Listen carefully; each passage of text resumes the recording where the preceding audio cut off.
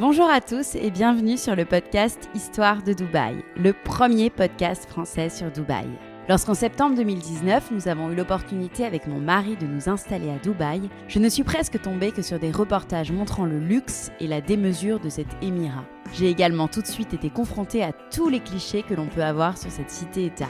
Bling bling, 50 degrés toute l'année, aucune nature, rien à voir à part les malls, voile obligatoire et j'en passe. J'ai donc envie de montrer une autre image de Dubaï, celle des francophones qui y vivent et y font bouger les lignes dans tous les domaines. Mon objectif ? Vous donner les clés pour qu'à votre tour, vous puissiez tenter votre chance. Je m'appelle Laura Pouliken et je suis également la fondatrice du podcast L'Aléa et créatrice du studio Bailo, mon entreprise qui vous accompagne dans la création de contenu écrit et audio. Si vous voulez en savoir plus sur Dubaï, je vous invite à vous abonner au podcast et à me suivre sur Instagram à Lo from Paris. Et si le podcast vous aide rien qu'un peu, n'hésitez pas à en parler à vos amis, votre famille, à le noter et à le commenter. À très vite!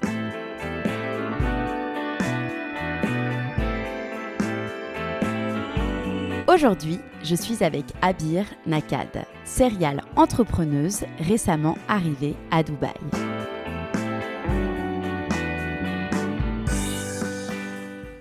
Bonjour Abir. Bonjour Laura. Je suis super contente d'être avec toi aujourd'hui dans un café. Donc l'ambiance sera un petit peu plus différente de d'habitude, on entendra un petit bruit extérieur, mais c'est pas grave. Ça fait partie aussi de l'interview et de la vie à Dubaï. On est au Café Society pour ceux que ça intéresse. Aujourd'hui, j'ai envie de parler avec toi de ton business, de tes business, puisqu'on va revenir sur ton passé d'entrepreneuse, puisque tu n'en es pas à ta première société. On va parler aussi donc de ta vision de Dubaï, de ton arrivée à Dubaï, des raisons qui font que tu apprécies vivre à Dubaï. Mais tout d'abord, je vais commencer par une question très simple. Est-ce que tu peux te présenter, s'il te plaît, pour mes auditeurs ? Alors, je m'appelle Abir, j'ai 42 ans, j'ai 2 enfants, 2 grands-enfants, 15 et 12 ans. Et je viens de m'installer à Dubaï depuis 1 mois. Maintenant, voilà, je suis une entrepreneuse dans l'âme et je continue mes business ici. D'accord. Voilà. Donc, tu es arrivée à Dubaï il y a 1 mois seulement. Oui, tout juste. Pourquoi cette raison ? Alors, Dubaï, ça fait 10 ans qu'on vient régulièrement. On connaît très bien Dubaï. C'était un rêve de s'installer ici un jour, mais bon, très honnêtement, on n'y croyait pas trop. Voilà. On faisait rien pour non plus. Voilà. Et puis, en fait, en avril 2021 de cette année, j'ai perdu mes parents en même temps, enfin, à 8 heures d'intervalle. Mon père du Covid et ma mère 8 heures après de tristesse, on va dire. Elle ne s'est pas réveillée de son sommeil. Et du coup, et mon mari, 15 jours avant le décès de mon père, a perdu son papa aussi. Donc ça faisait beaucoup pour nous, pour les enfants, de perdre 3 grands-parents d'un coup. Et en fait, notre vie a changé à partir de là, notre façon de voir. On a compris que la vie en France était trop pesante. Enfin, le rythme était trop infernal pour nous.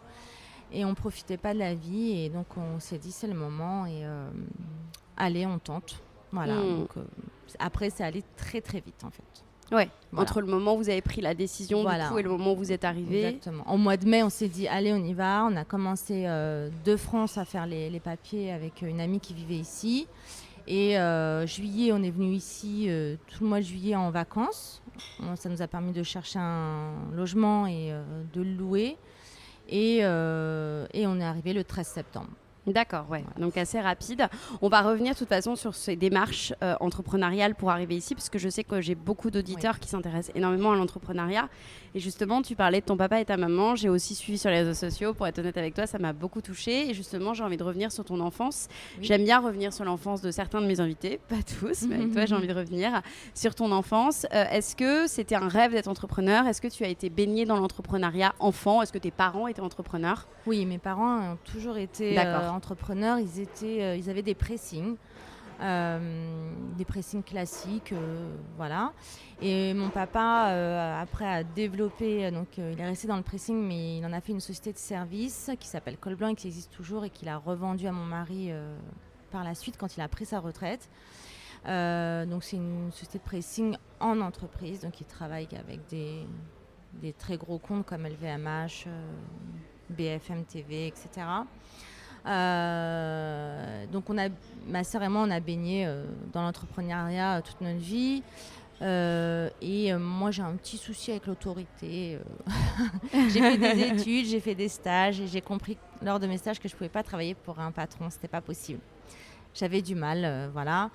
Et donc, je me suis dit que plus tard, il faudra que je sois à mon compte parce que ça risque d'être compliqué.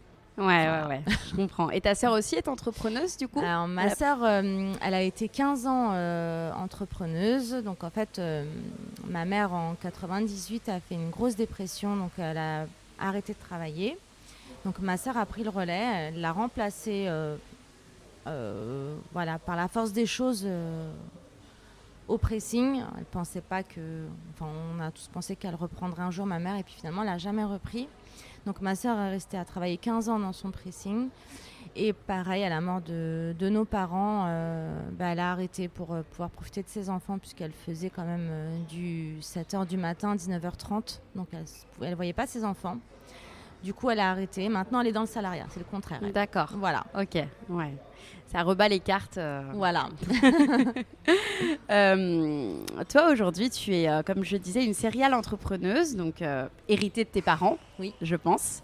Tu as créé une première boîte. Donc, excuse-moi si je prononce pas très bien, c'est Myriam Nakad Mnaké.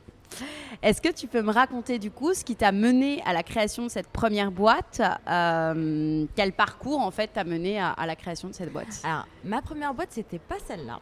Ah d'accord. C'est une qui en fait, c'est pour ça que Dubaï a un sens aujourd'hui, puisque vraiment la boucle est bouclée. Notre premier voyage à Dubaï, c'était en 2011, je crois. On a décidé avec mon mari de faire de l'import-export. On a acheté des abayas ici et on les vendait en France. Donc on a ouvert un site, une société, et on faisait les allers-retours tous les 3-4 mois pour ramener la marchandise. Donc c'était ma première boîte. Voilà. Et c'est là où je suis tombée amoureuse de Dubaï.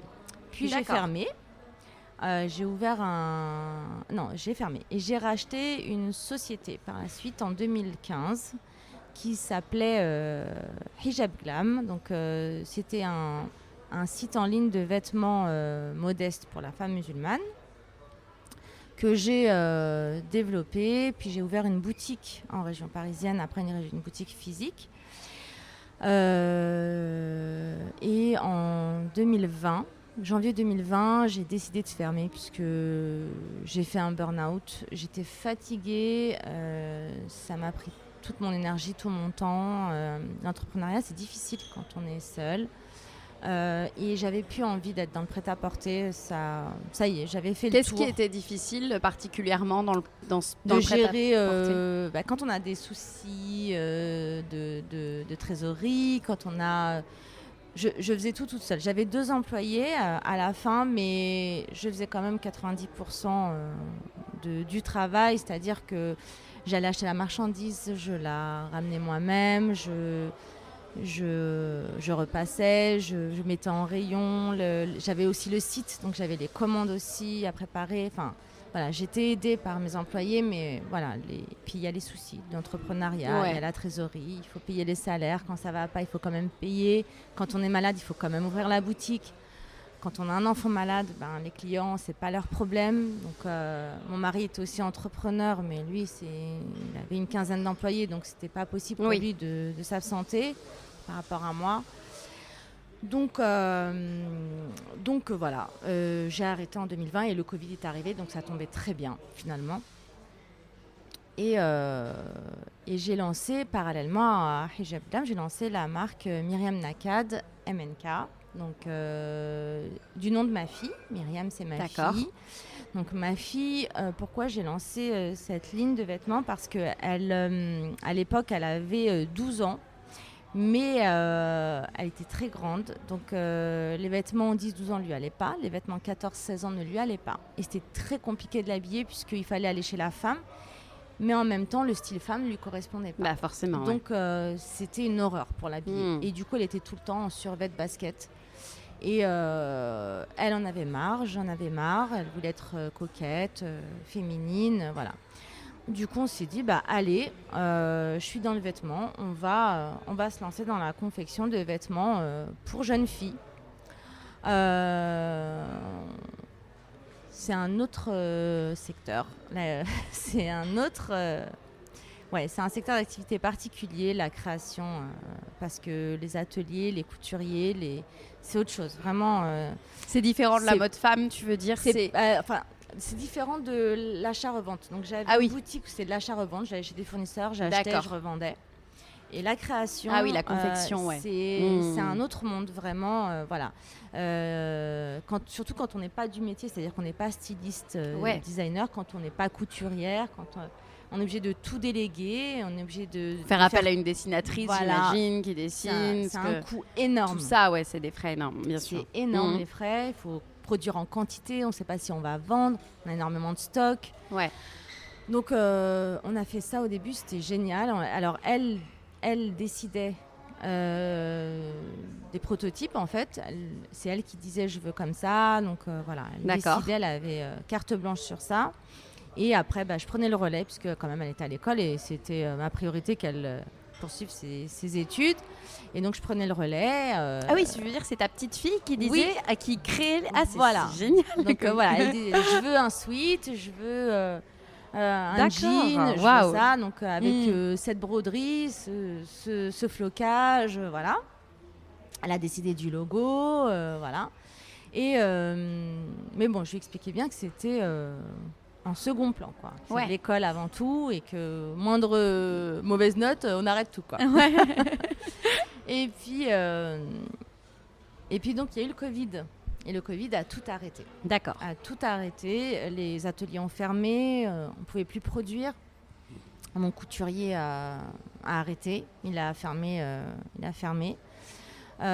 Du coup, il fallait tout recommencer. Et puis moi, pendant le Covid, pendant le confinement, quand on était vraiment enfermés, je m'ennuyais. Je m'ennuyais. Et puis j'ai lancé l'agence de marketing d'influence. Voilà. Mais tu as une capacité en fait à rebondir, moi qui m'impressionne en fait. T'as vraiment, tu passes d'un projet à un autre avec une facilité qui a l'air un peu déconcertante. Ça te vient d'où ça? Enfin, comment tu articules en fait tes idées pour te dire ok, je me lance dans un nouveau projet? Enfin, en fait, c'est tout en rapport avec, je pense, avec l'argent. J'ai un rapport avec l'argent très détaché. C'est-à-dire que s'il y en a, tant mieux. S'il n'y en a pas, il y en aura plus tard, quoi. Ouais. Donc, et puis, bon, j'avais quand même, on ne va pas se mentir, j'avais quand même mon mari il y avait une situation très saine, voilà, très confortable. Donc, c'est pas moi qui faisais vivre le foyer. Je me dis, si ça marche, tant mieux, ça ramène du beurre dans les épinards. Si ça ne marche pas, tant pis. Oui. Ça ne nous enlèvera rien. J'aurais perdu de l'argent et du temps. Mais c'est toujours une expérience. Et en fait, ça m'a toujours apporté quelque chose. Mon réseau s'est incroyablement élargi. J'ai été invitée à des événements incroyables. J'ai connu des tas de personnes. J'ai fait de la radio.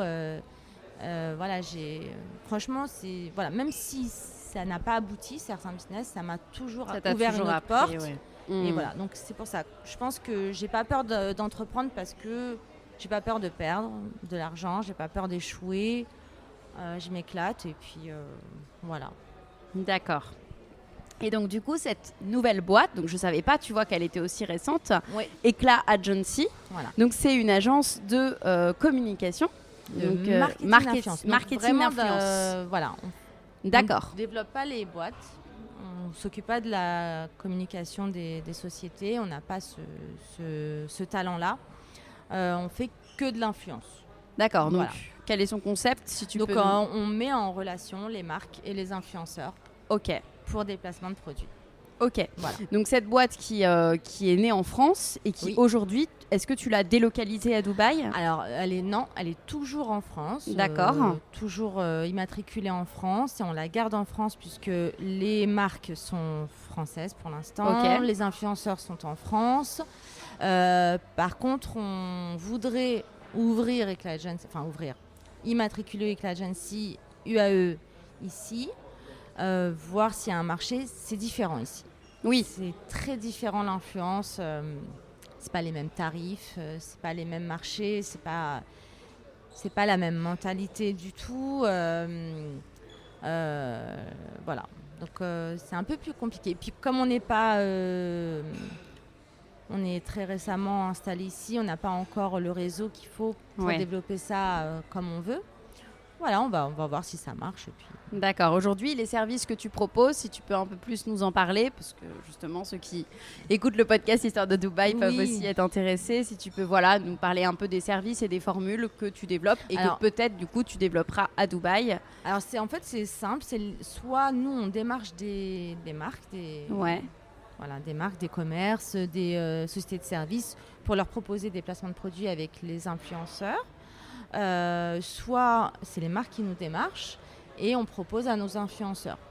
Voilà, on n'est pas du tout dans le marché de la télé-réalité. On sait que c'est un métier, c'est un métier nouveau, l'influence. Il y a un vide juridique en France. C'est pas encore encadré juridiquement. C'est pas encore un métier vraiment reconnu. Alors, il commence, le statut auto-entrepreneur, créateur de contenu existe, mais il n'y a pas eu de jurisprudence dessus. Il y a un procès en cours avec une influenceuse française qui n'a pas encore, il n'y a pas eu encore de résultat. Du coup, on attend ça, voir comment ça va être géré. Donc c'est un nouveau métier et on essaye de se détacher un peu du monde de la télé-réalité puisque c'est un monde qui est un peu trop critiqué, sali. Donc les influenceurs de la télé-réalité ils respectent pas toujours les deals, ils sont pas super carrés sur les placements de produits. Parfois, ils testent vraiment, parfois non. Parfois, ils font ça pour l'argent, parfois non. C'est difficile de faire le tri. Oui, c'est ça. Nous, évidemment, on fait pas du tout on travaille pas du tout avec d'influenceurs de la télé-réalité. Volontairement, on refuse. Les influenceurs avec qui on travaille sont... on va pas dire, je sais pas comment expliquer. On prend pas n'importe qui pas n'importe qui, mais on a une certaine éthique. Une véritable identité, une véritable cohérence dans leur contenu. Voilà. Et arrête-moi si je me trompe, mais j'ai l'impression que justement les influenceurs de télé-réalité, ils n'ont pas de cohérence et ils te montrent tout et n'importe quoi.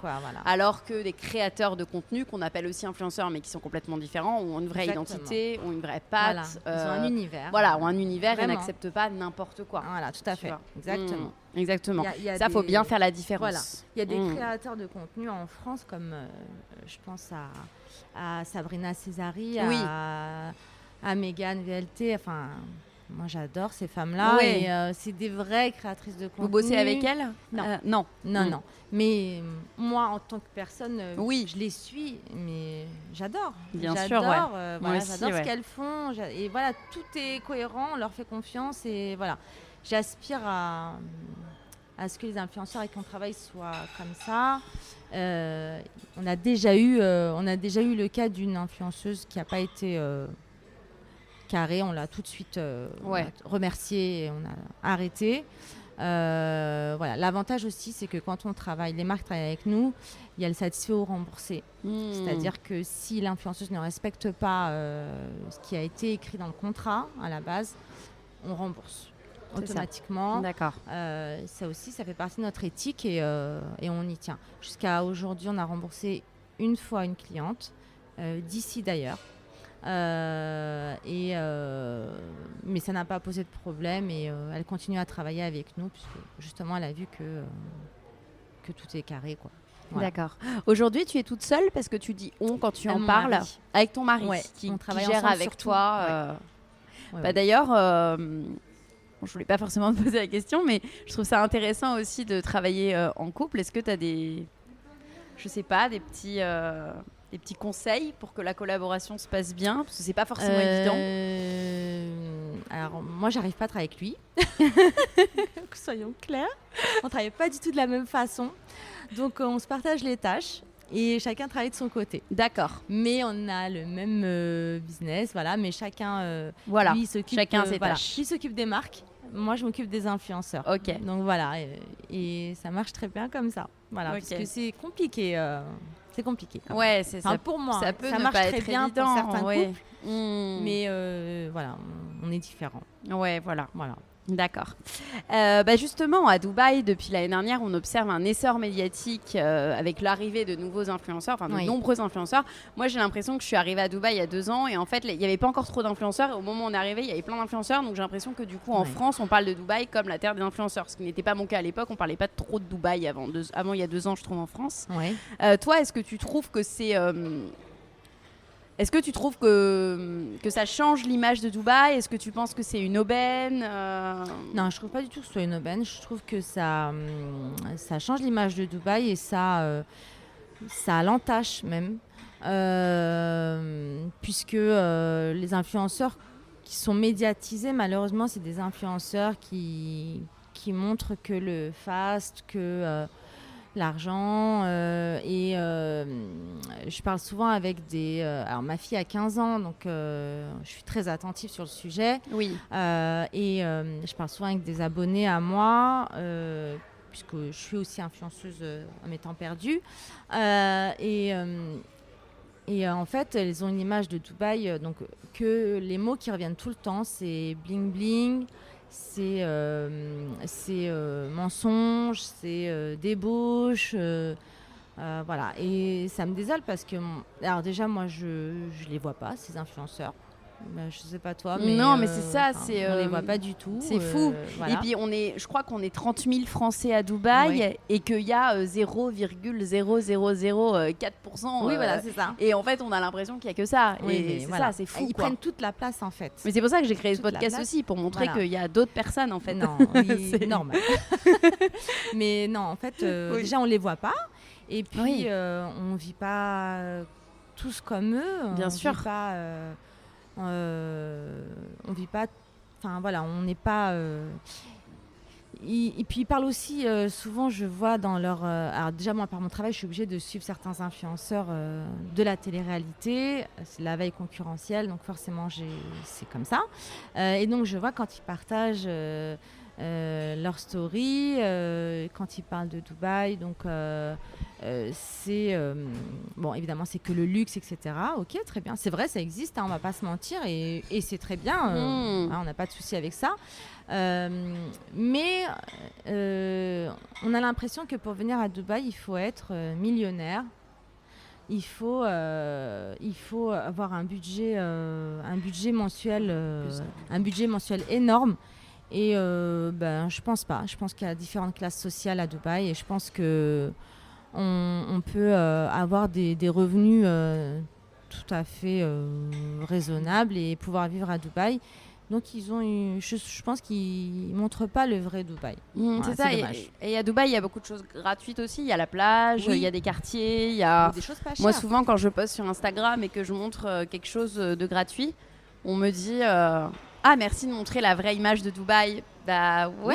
Mais c'est ça aussi. Je suis pas dans les hôtels de luxe tous les week-ends. Ah bah oui, non. Il y a même des choses qui sont payantes. Mais qui sont c'est ça. Et qui sont pas chères du tout. Pas cher, The Frame, je crois que c'est 50 dirhams, 10 euros. Et c'est génial. Miracle Garden, etc. Franchement, voilà. Ils vont pas là-bas, eux. Ouais. Ils vont, non. au Burj Khalifa. C'est ça, exactement. Toi, justement, tu le dis, tu es influenceuse à tes heures perdues, donc très présente sur les réseaux sociaux. Tu partages les bons moments, les mauvais moments. Tu as une petite communauté d'un peu moins de 50 000 personnes, je crois. Partager, c'est important pour toi. Comment c'est né pour toi cette envie de partager sur les réseaux? En fait, c'était malgré moi. Puisque à la base, ce compte, c'était le compte de ma boutique, de ma marque de vêtements. Quand j'ai fermé, j'avais 49 000 abonnés. Je me suis dit, je ne vais pas fermer le compte, c'est dommage.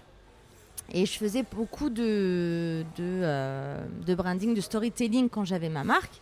Du coup, au-delà de la marque, ils connaissaient déjà Abir. Donc, je me suis dit, bon, je vais garder le compte et je vais juste changer le nom.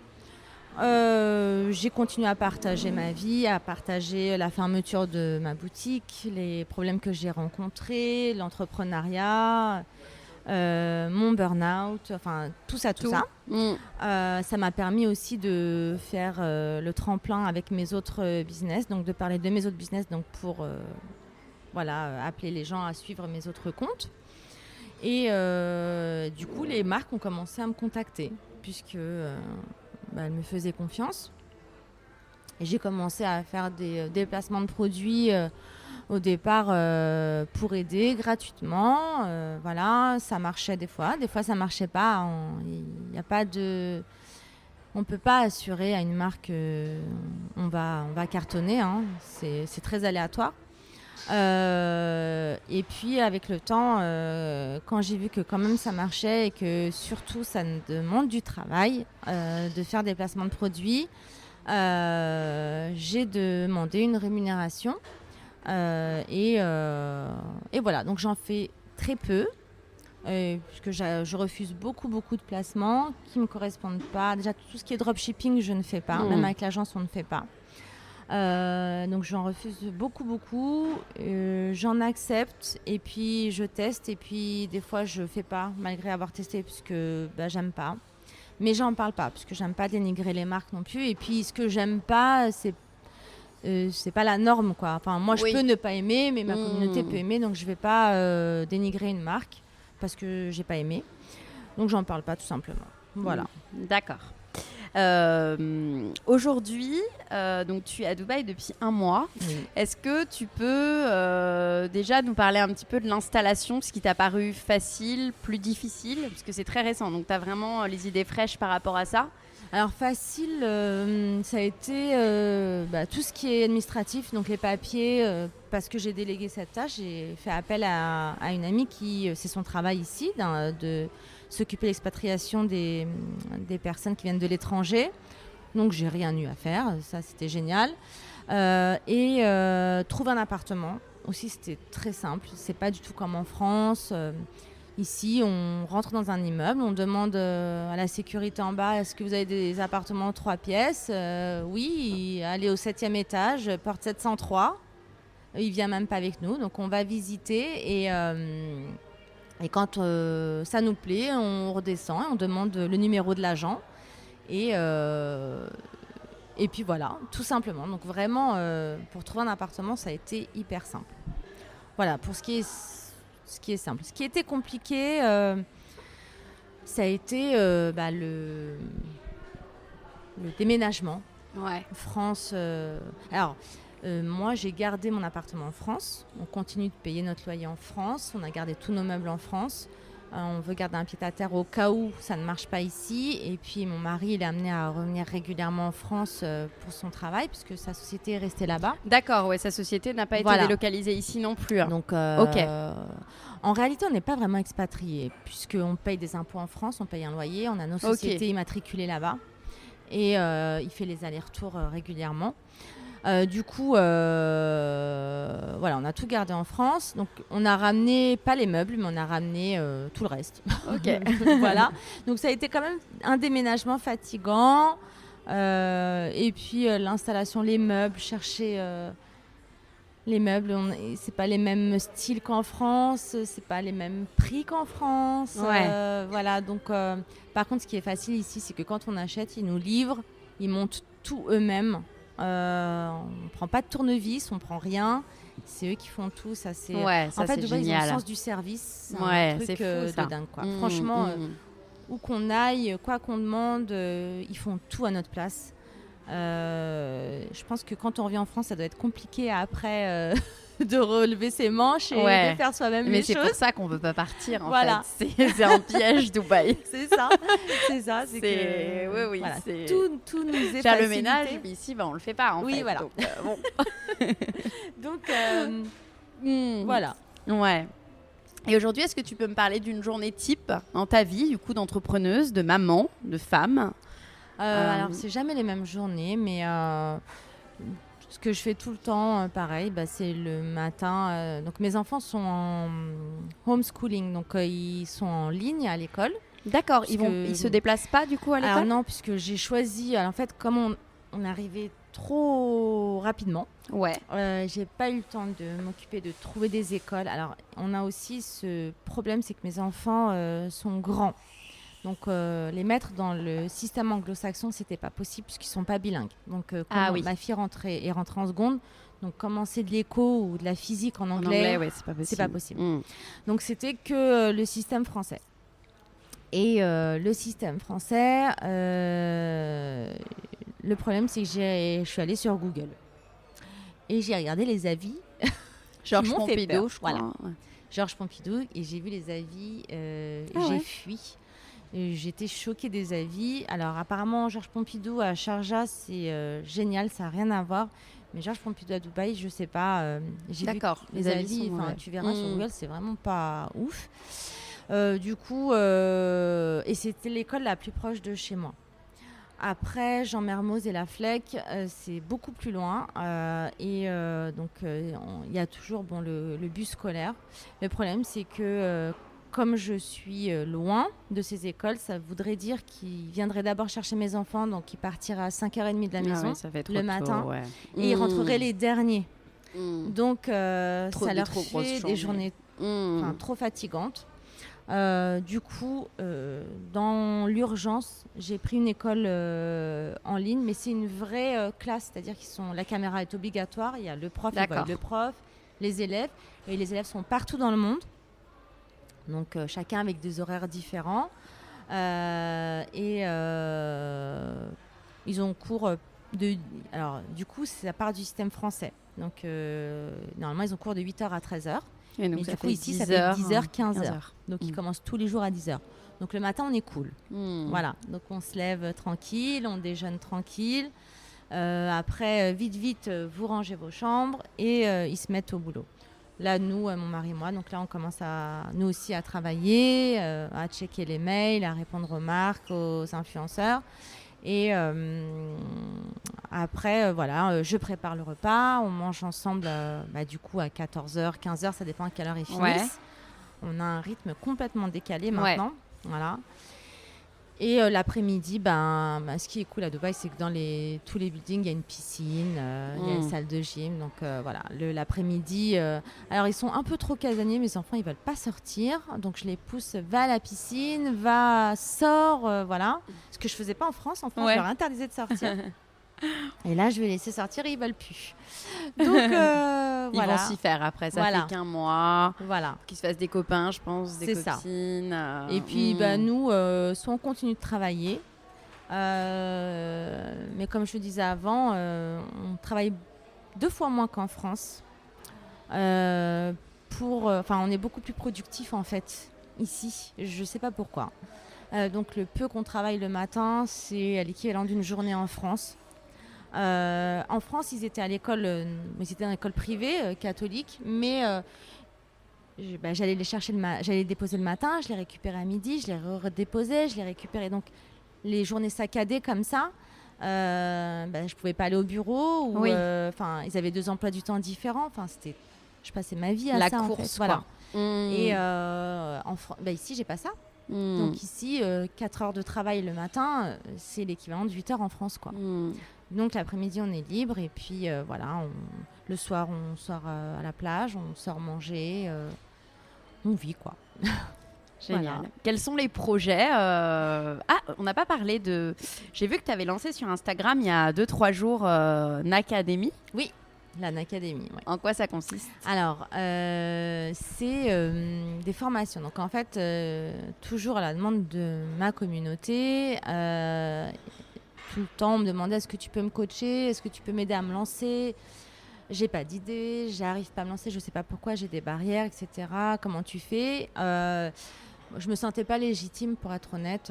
Et puis en avril, j'ai fait une formation, moi, pour me professionnaliser moi-même. Et là, ça a été la révélation. J'ai travaillé pendant 2 semaines avec un tuteur sur l'entrepreneuriat. Et en fait, je me suis rendu compte que quand on est autodidacte, oui, on apprend, mais on apprend mal. Ouais. Donc là, j'ai tout restructuré, mes sociétés, etc. Et je me suis dit, allez, maintenant, je peux enseigner ça. Je peux aider les femmes entrepreneuses ou futures entrepreneuses.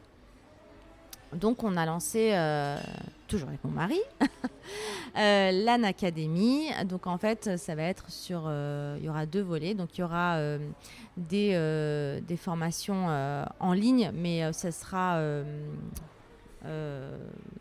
on peut acheter directement, non? Même pas, ça sera vraiment du direct. Ah oui, d'accord, du direct. Voilà, en live. En live, voilà, des créneaux spécifiques, bien définis.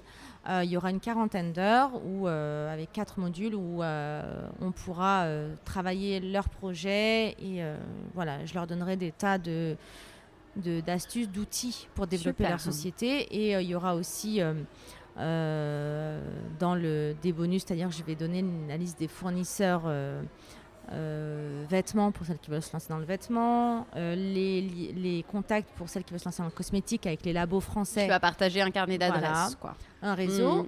Ouais. Et puis après, il y a le 2e volet donc, à Dubaï. Donc là, il y aura un séminaire normalement en janvier sur 1 semaine pour celles qui voudront approfondir et développer vraiment leur business. Génial. Elles viendront ici. Tous les matins, on travaillera avec des intervenants, des spécialistes, des experts dans différents domaines. Et les après-midi, il y aura l'intervention de success story, mais pas forcément des personnes qu'on connaît, mais qui ont réussi, parce qu'on peut réussir dans l'ombre, hein, on n'est pas forcément sous la lumière. Et à l'issue de ce séminaire, le samedi, il y aura un jury qui va se réunir, donc composé des experts et des intervenants, et de mon mari et moi-même. On va choisir le projet le plus prometteur et lui remettre la bourse Al-Tunji. Donc Al-Tunji, c'est mon nom de jeune fille, c'est le nom de mes parents qui étaient entrepreneurs. Et on va leur remettre une enveloppe conséquente pour développer leur business et l'utiliser parmi les prestataires de notre réseau qui feront aussi des prix exceptionnels pour cette lauréate. D'accord. Voilà. Et cet argent, vous êtes sponsorisé par quelqu'un? Non, c'est du fonds propre. D'accord. Voilà. Waouh, bravo. Voilà, c'est cette super initiative. Mes parents et d'accord. Voilà, pour magnifique projet. Pour lancer quelqu'un. Voilà. Bravo. Merci. Et donc ça, c'est le gros projet. Ça y est, j'allais te demander des projets pro et perso, mais je pense que c'est ça. On en est là pour l'instant. C'est les projets. On va finir par des petites questions sur Dubaï. Bon, tu es arrivée il n'y a pas longtemps, mais si tu me disais en off que ça faisait 10 ans que tu venais en vacances ici, donc je pense que tu connais un petit peu. Est-ce que tu pourrais me citer un souvenir marquant à Dubaï? Oui, c'est quand je suis arrivée. Quand je suis arrivée la première fois, les buildings, j'étais émerveillée comme une enfant. J'étais émerveillée en fait. Déjà quand je suis venue à Dubaï, je suis venue pas contre mon gré, mais j'étais pas chaude quoi. J'étais pas, tout ce que j'entendais, je me suis dit non, ça va pas m'intéresser. Et en fait, je suis tombée amoureuse tout de suite à la minute. On est arrivé, je me souviens, c'était la nuit. Donc en revenant de l'aéroport, on tombe sur la skyline. Voilà. Et là. Là, j'étais émerveillée. Donc ça m'a marquée. Et toujours, quand je sors de l'aéroport et que je reprends cette route, toujours jusqu'à aujourd'hui, j'ai les yeux comme ça et je suis émerveillée. Mais sinon, après, voilà. D'accord. Le plus gros cliché, du coup, que tu déments sur Dubaï? Le bling-bling. Voilà. Tes bonnes adresses à Dubaï, les endroits que tu conseillerais? Alors, ce que je conseille, il y en a tellement. Après, pour une famille, si c'est avec des enfants, je conseille les parcs aquatiques, l'Atlantis, le Ould Wadi, c'est génial. Il y a le Butterfly Garden, le Miracle Garden. Il y a aussi Global Village qui va bientôt ouvrir. Ça, c'est extraordinaire. Tous les pays du monde réunis. Tous les restaurants de Dubaï. Voilà, le Ladies Club. Je ne sais pas si tu as été, mais vraiment, le Ladies Club, c'est un club plage privé, piscine privée pour femmes. Et pareil, là, le service est dingue, quoi, à l'intérieur. Voilà. On va noter tout ça. Et ma dernière question...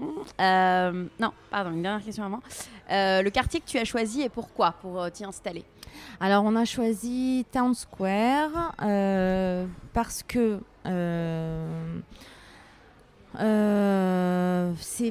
alors le cadre est familial et il n'y a pas de voiture, donc ou très très peu, donc les enfants peuvent sortir vraiment. Je suis tranquille, je sais qu'ils vont pas se faire écraser ou voilà. Il y a un grand square, il y a beaucoup d'activités pour les ados et pour les petits enfants. Il y a beaucoup de sport, il y a voilà, c'est très familial et c'est neuf. Enfin, c'est très récent, donc voilà, j'aime beaucoup ce quartier. D'accord. Voilà. Et ma dernière question, quel serait le conseil à quelqu'un qui est expatrié à Dubaï et qui tourne en rond dans son expatriation? Qui tourne en rond, c'est-à-dire qui sait pas quoi faire, enfin qui. Peut-être que Dubaï c'est pas fait pour lui du coup. En fait c'est pas fait pour tout le monde Dubaï.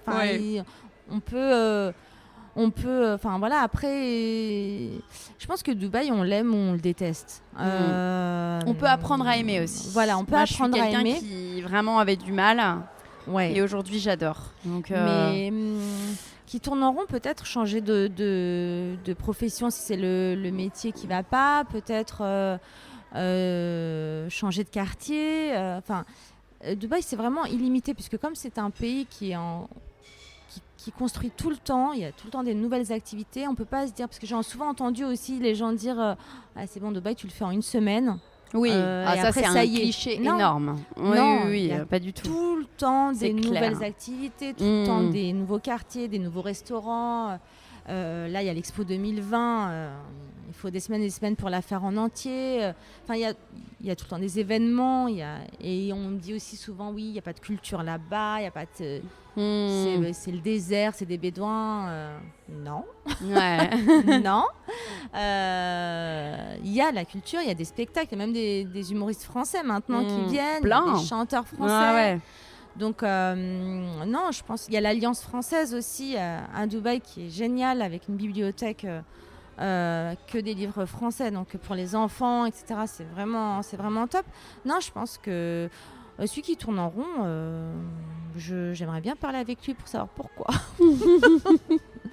Merci beaucoup. Merci Laura. On peut te retrouver sur Instagram sur abir.mnk. Voilà, je préciserai. Merci, à bientôt. À toi.